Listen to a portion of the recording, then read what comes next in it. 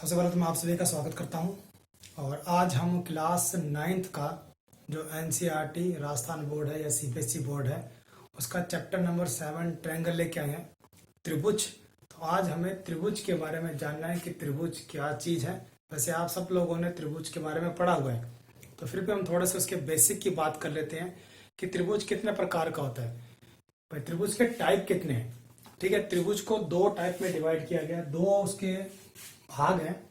एक तो है बेस ऑन साइड भुजाओं के आधार पर, और एक है बेस ऑन एंगल कोणों के आधार पर। वैसे आपको सब कुछ इसके बारे में पता होगा, पर फिर भी इस चैप्टर को स्टार्ट करने से पहले जो उसका बेसिक है उसे हमें एक बार जान लेना है।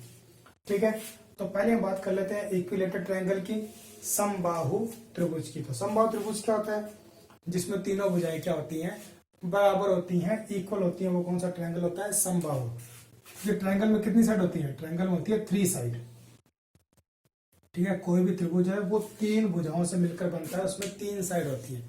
ठीक है, और ये एक क्लोज कर्व है। ठीक है, ये एक बंद पथ है। ठीक है, बिल्कुल बंद है। और जो बंद किससे होता है? ये होता है साइड से, रेखाओं से, लाइन से ये बंद होता है। ठीक है, तो इसे क्या बोलते हैं? अपना ट्रायंगल बोलते हैं। ठीक है, ट्राई एंगल, 3 एंगल वाला मतलब भी इसी के अंदर है।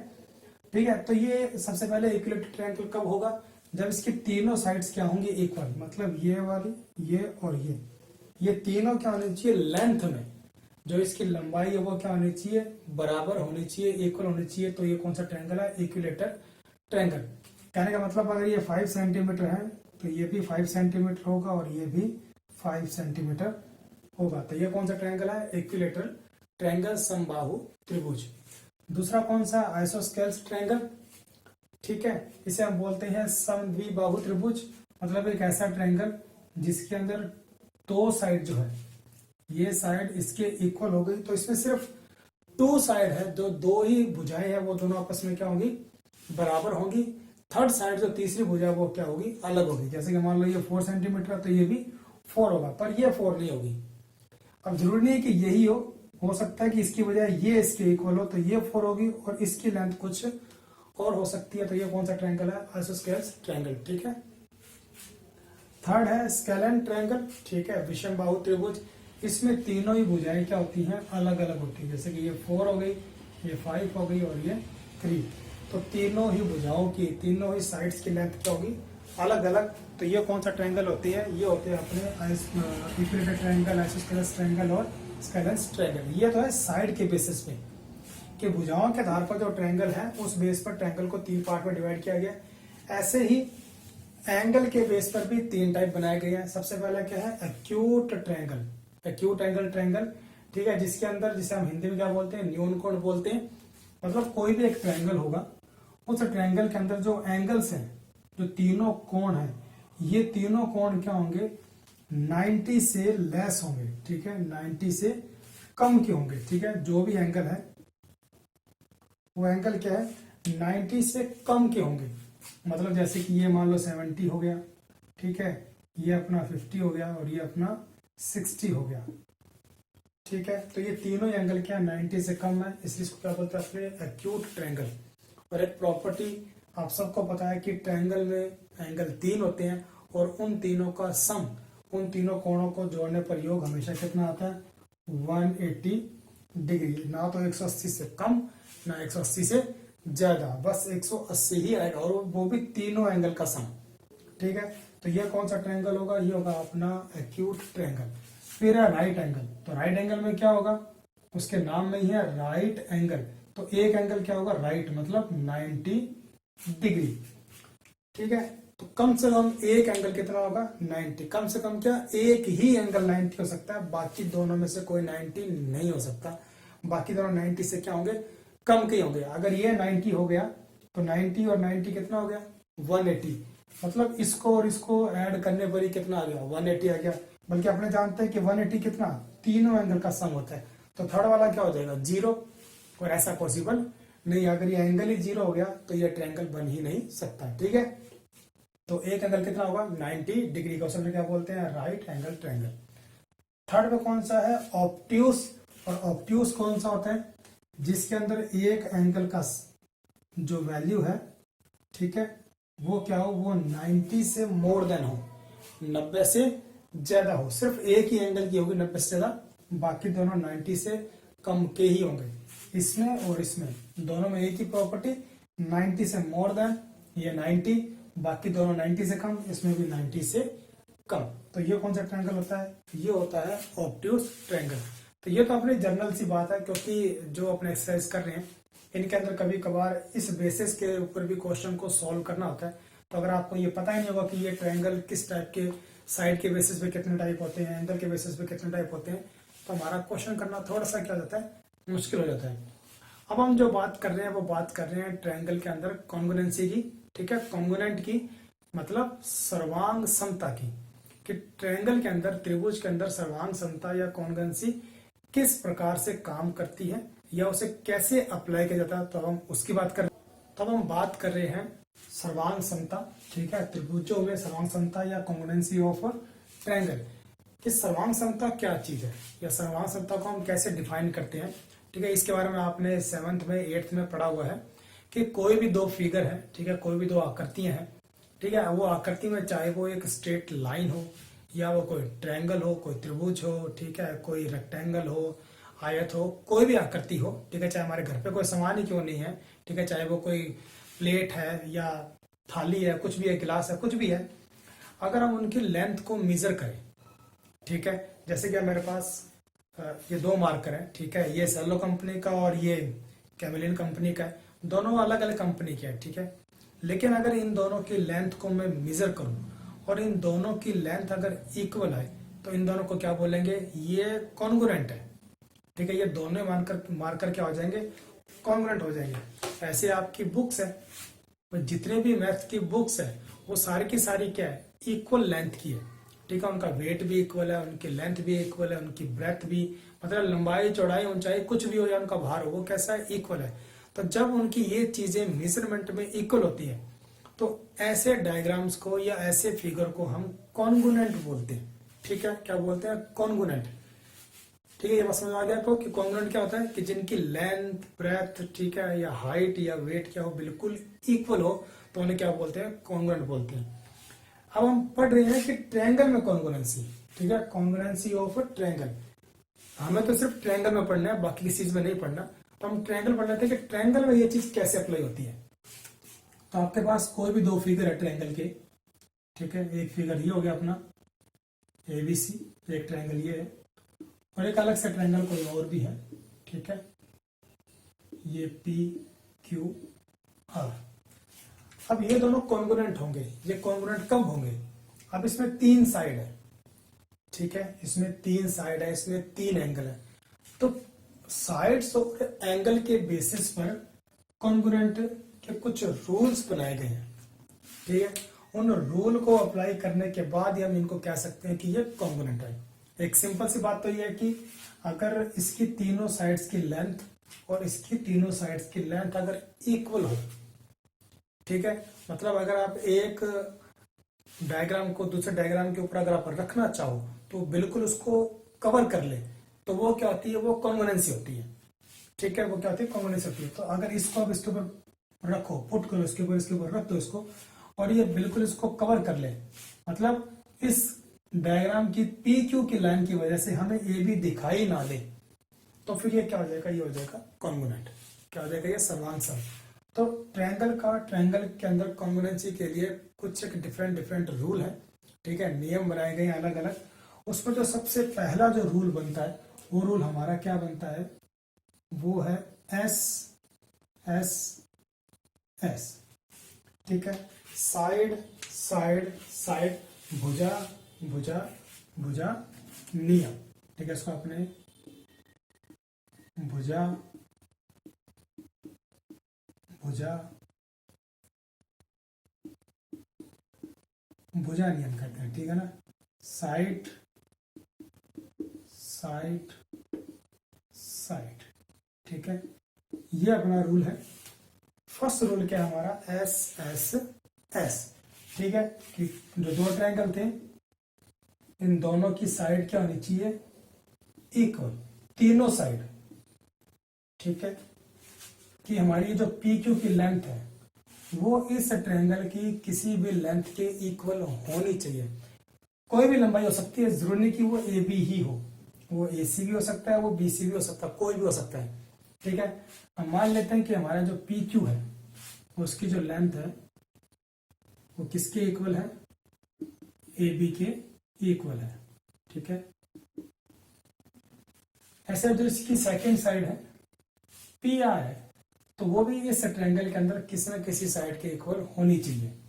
ठीक है, तो हम लेट कर लेते हैं, मान लेते हैं बी सी के ये इक्वल है, तो पी आर हमारे किसके इक्वल है, बी सी के। अब थर्ड साइड क्या है इसकी, क्यू आर, तो इसकी थर्ड क्या बच गई, ए सी, तो हम ये लेट कर लेते हैं कि ए सी जो क्यू आर क्या है ये इक्वल है। तो ये तीनों लेंथ क्या है, अगर हम उसकी लेंथ को मेजर करें स्केल से, तो ये तीनों लेंथ क्या आनी चाहिए, इक्वल आनी चाहिए। तो ये हमारा कौन सा रूल जो अप्लाई होता है वो होता है साइड साइड साइड, ये तीनों साइड्स क्या है, इक्वल है। ठीक है, ये हमारा रूल इसमें अप्लाई होगा। तो ये कॉन्ग्रुएंसी का फर्स्ट रूल है। और कॉन्ग्रुएंसी के लिए जो सर्वांशता के लिए जो चिन्ह का प्रयोग किया जाता है वो इक्वल के ऊपर इस तरीके से कह सकते हो कि हमने एक सांप को लेटा रखा है, ठीक है, इक्वल के ऊपर, तो ये कॉन्ग्रुएंसी का साइन है कि अगर आप कोई दो ट्रायंगल है, जैसे कि ट्रायंगल ये था पी आर क्यू, ये कॉन्ग्रुएंट है ए बी सी के, तो ये जो ट्रायंगल है ये किसके है, ए बी सी के इक्वल है। ठीक है, तो अब ये साइन के थ्रू पता चलता है कि ये ट्रायंगल इसके कॉन्ग्रुएंट है। तो ये हमारा फर्स्ट रूल है। सेकंड रूल हमारा क्या है, साइड एंगल साइड। ठीक है, साइड फिर एंगल फिर साइड, तो मतलब साइड होनी चाहिए और उसके मिडिल में क्या होना चाहिए, एंगल। कि कोई भी जो दो साइड है, ठीक है, हमने एक साइड ये ले ली एक ये ले ली, तो इनके मिडिल में क्या होना चाहिए, एंगल होना चाहिए। तो इसी के अकॉर्डिंग ये रूल अप्लाई होगा। तो हम बस वही हमें एक बार मानना है हमारे रूल को सीखने के लिए, कि हम मान लेते हैं कि ये जो ए बी है वो इक्वल है पी क्यू के। ठीक है, अब सेकंड साइड कौन सी होगी, आप कोई भी ले सकते हो, ये भी ले सकते हो और ये भी ले सकते हो। मान लिया हमने ये ले लिया, तो ये इसके इक्वल है। तो अब एंगल कौन सा हुआ, एंगल भी इनके मिडिल का ही होना चाहिए, मतलब इन दोनों साइड से ये एंगल बनता है, इन दोनों से ये एंगल बनता है, तो फिर ये एंगल इसके इक्वल होना चाहिए, इसकी जो लेंथ है इसकी लेंथ के इक्वल होनी चाहिए, इसकी लेंथ जो है इसके लेंथ के इक्वल होनी चाहिए। तो फिर हमारा SAS रूल जो है वो अप्लाई होता है। अब ये नहीं कि ये एंगल की बजाय आप इस एंगल को ले लो कि अगर ये इसकी लेंथ इसके इक्वल है तो हम ये ले लें, ऐसा नहीं होगा। जो भी एंगल है वो उन दोनों साइड के मिडिल में ही होना चाहिए। तो इसे हम कैसे लिखते हैं, इसे हम लिखते हैं A B equal to P Q, और जो एंगल बी है वो इक्वल है एंगल क्यू के, और जो बी सी है वो इक्वल है क्यू आर के। तो फिर वही कि triangle A B C congruent होगा ट्रायंगल पी क्यू आर के। मतलब कोई भी ट्रायंगल के अंदर अगर ये रूल भी अप्लाई हो जाए तो भी वो ट्रायंगल क्या है, कॉन्ग्रुएंट है, सर्वांग सम है। कहने का मतलब कि ये बिल्कुल इसके ऊपर फिट आएगा। अगर ये चीजें भी आपको दे, अगर ये आपको नहीं पता, ये नहीं पता, ये नहीं पता, तब भी ये दोनों ट्रायंगल क्या कॉन्ग्रुएंट है। ठीक है, ये बिल्कुल इसको कवर कर लेगा, बिल्कुल एक के ऊपर एक फिट आ जाएंगे। ठीक है, तो ये हमारा सेकंड रूल था। थर्ड हमारा रूल क्या है, थर्ड रूल जो है वो है एंगल साइड एंगल। ठीक है, वही बात कि पहले एंगल, फिर उससे अटैच होती साइड, उसी से जुड़ी हुई साइड, और उसी से जुड़ा हुआ अगला एंगल। मतलब अगर मैं ये लाइन बना दूं तो इसी पे एंगल और इसी पे एंगल, ठीक है, इसी पे एंगल और इसी पे एंगल। अब ट्रायंगल तो ऐसे बनेगा ना, तो मतलब ये साइड और इसी साइड पे इसके साथ का एंगल, और ये मतलब एक ही लाइन के ऊपर दोनों एंगल बने हुए होने चाहिए। तो इसी के अकॉर्डिंग इसमें रूल अप्लाई होगा। आप कोई भी साइड की लेंथ इक्वल ले सकते हो। ठीक है, ये तो सिर्फ हमारा एग्जांपल है समझने के लिए, बाकी क्वेश्चन के अकॉर्डिंग तो हमें करना पड़ेगा, क्वेश्चन जो बोलेगा वैसे ही हमें करना है। ठीक है, अब हम लेट कर लेते हैं कि जो हमारा BC है वो QR के इक्वल है। तो इसका मतलब इसी BC पे जो ये एंगल बनेगा एंगल B, वो इसी लाइन में बने एंगल Q के, एंगल Q के भी हो सकता है और एंगल R के भी हो सकता है, पर हम अपनी सुविधा के लिए, ठीक है, आराम से मान रहे हैं, बाकी क्वेश्चन जैसे बोलेगा वैसे हमें करना पड़ेगा। और जो एंगल सी है वो इक्वल एंगल आर के। तो हमारे पास क्या रूल बनेगा कि एंगल बी जो है वो इक्वल है एंगल क्यू के, बी सी जो इक्वल है क्यू आर के, और जो एंगल सी है वो इक्वल है एंगल आर के। ठीक है, एंगल सी जो एंगल इक्वल किसके होगा, एंगल आर के। तो फिर से जो ट्रायंगल ए बी सी है वो किसके कॉन्ग्रुएंट होगा, ट्रायंगल पी क्यू आर के। तो ये हमारा क्या है, थर्ड रूल है। ठीक है, हमें तो सिर्फ रूल अप्लाई करना है, ये कैसे आया, इसका डेरिवेशन क्या है, वो हमारे किसी काम का नहीं, क्योंकि हमें तो डायरेक्ट रूल अप्लाई करना है। ठीक है, तो इसमें कोई प्रॉब्लम नहीं होनी चाहिए, बस आपको इजीली सीख लेना कि किस तरीके से इसको अप्लाई। हमारा नेक्स्ट जो रूल है वो रूल नंबर 4, एंगल साइड। ठीक है, एंगल, फिर उसके बाद एक अगला एंगल और उसके साथ अटैच होती साइड। एक एंगल, फिर उससे नेक्स्ट एंगल, वो इधर भी हो सकता है वो इधर भी हो सकता है, हमने ये लेट कर लिया एंगल, फिर नेक्स्ट एंगल, फिर उसके साथ में अटैच्ड ये साइड। अगली साइड पे नहीं जाना आपको, पहला जो एंगल है उसके साथ का जो एंगल है उसके साथ में साइड। और अगर आप यहां से काउंट करना स्टार्ट करते हो एंगल एंगल, तो फिर ये साइड होगा। ठीक है, तो ऐसे ही इसमें होगा एंगल एंगल और ये साइड, मतलब कंटिन्यूस एक फ्लो बनना चाहिए। ठीक है, लगातार क्रम बनना चाहिए, टूटना नहीं चाहिए। ठीक है, एंगल एंगल, फिर ये साइड भी हो सकता है, अगर आप इधर से स्टार्ट करोगे तो एंगल एंगल और ये साइड, मतलब दोनों एंगल में से किसी एक एंगल के साथ की साइड होनी चाहिए। और उधर भी ऐसे होना चाहिए कि दोनों एंगल में से किसी एक साइड के साथ वो होना चाहिए। तो ये रूल अपना हमारा अप्लाई होता है। तो इस रूल को अगर हमें लिखना हो तो कैसे लिखेंगे, angle A equal to angle B. ठीक है, angle B equal to angle Q, और जो हमारा ए सी है वो इक्वल है पी आर के। तो भी ट्रायंगल जो ए बी सी है वो कॉन्ग्रुएंट होगा ट्रायंगल पी क्यू आर के। और जितने भी अभी तक हमने रूल किए हैं उनमें से कोई भी रूल अगर ट्रायंगल के अंदर, कोई भी दो ट्रायंगल के अंदर अप्लाई हो जाता है तो वो दोनों ट्रायंगल क्या होंगे, कॉन्ग्रुएंट होंगे। ये चीज आपको समझनी है कि इनमें से कोई भी रूल अप्लाई हो जाए तो वो बिल्कुल ये जो डायग्राम है इसको कवर कर लेगा। ठीक, तो हमारा फिफ्थ रूल जो है, जो हमारा लास्ट रूल है, वो क्या है, RHS, right angle hypotenuse side. ठीक है, समकोण कर्ण और भुजा। तो ये सिर्फ राइट एंगल ट्रायंगल में अप्लाई होता है। ठीक है, एक समकोण त्रिभुज में लगेगा ये रूल सिर्फ। इसमें क्या होना चाहिए कि एक एंगल तो 90 का होना फिक्स, जैसे कि ये 90, ये भी 90। और हाइपोटेनस का मतलब क्या है, कर्ण। तो दोनों के कर्ण की लेंथ क्या होनी चाहिए, इक्वल होनी चाहिए। तो ये लेंथ क्या है, इसके इक्वल होनी ही चाहिए। ठीक है, और बच गई साइड, एक साइड ये है और एक साइड ये है, इसमें एक साइड ये है एक साइड ये है। तो इन दोनों में से कोई भी एक साइड की लेंथ जो है वो दूसरे वाले के इक्वल हो सकती है, चाहे ये इसके इक्वल हो जाए या फिर ये इसके इक्वल हो जाए या फिर ये वाली इसके या उसके, इसमें से किसी भी तरीके से हो सकती है। तो इसमें क्या बन जाएगा, angle B equal to angle Q, और जो ए सी है, जो हमारा हाइपोटेनस है, जो कर्ण है, वो पी आर के इक्वल है, और जो बी सी है वो इक्वल किसके है, आर क्यू के। तो triangle A B C congruent हो जाएगा ट्रायंगल पी क्यू आर के। ठीक है, अब कॉन्ग्रुएंट होने के बाद क्या होता है, अभी तो सिर्फ हमने बात की कॉन्ग्रुएंट हो जाते हैं। कॉन्ग्रुएंट होने के बाद क्या होता है, फिर हम लगाते हैं सीपीसीटी। ठीक है, कॉरस्पॉन्डिंग पार्ट। ठीक है, कॉन्ग्रुएंट ट्रायंगल। ठीक है ना, कॉरस्पॉन्डिंग पार्ट जो है वो कॉन्ग्रुएंट ट्रायंगल में सभी पार्ट जो बच गए वो क्या हो जाते हैं, इक्वल। कि जो भी हमारा जो दोनों ट्रायंगल जो कॉन्ग्रुएंट हुए हैं उनके जो कॉरस्पॉन्डिंग पार्ट्स हैं, मतलब बाकी जो पार्ट बच गए वो भी क्या हो जाएंगे, इक्वल। जैसे कि इसमें बाकी पार्ट बच गया ये, तो ये पार्ट अपने आप ही ऑटोमेटिकली ये इसके इक्वल हो जाएगा, और ये जो एंगल है वो अपने आप ही इसके इक्वल हो जाएगा, और ये जो एंगल है वो अपने आप इसके इक्वल हो जाएगा। क्यों, क्योंकि अभी मैंने बोला ना कि ये डायग्राम बिल्कुल इसको कवर करेगा। जब ये इसको कवर कर लेगा तो इसका मतलब इनकी सारी लेंथ क्या होंगे, इक्वल, एंगल भी क्या हो जाएंगे इक्वल, तभी तो एक दूसरे को कवर कर सकते हैं। ठीक है, नहीं तो वो कवर कैसे करेगा, अगर कोई भी लेंथ छोटी बड़ी हो गई तो वो उसको कवर कर ही नहीं पाएगा।